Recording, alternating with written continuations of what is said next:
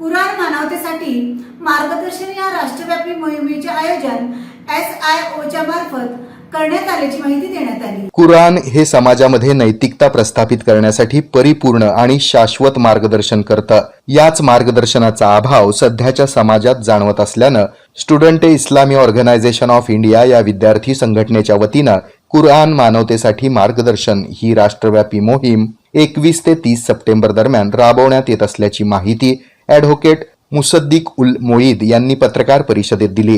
या मोहिमेअंतर्गत विविध शाळा आणि महाविद्यालयामध्ये व्याख्यानं आयोजित केली जाणार आहेत।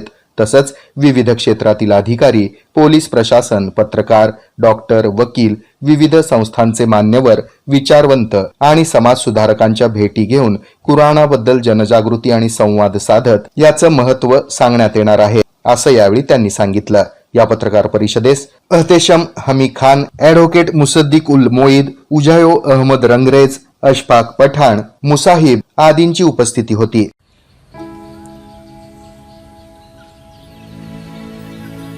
तो ग हे कुठून आणलं?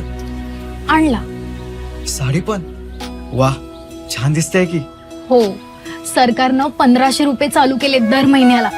आणि लय दिसायची इच्छा होती म्हणून हा सदरा आणि ही साडी घेतली।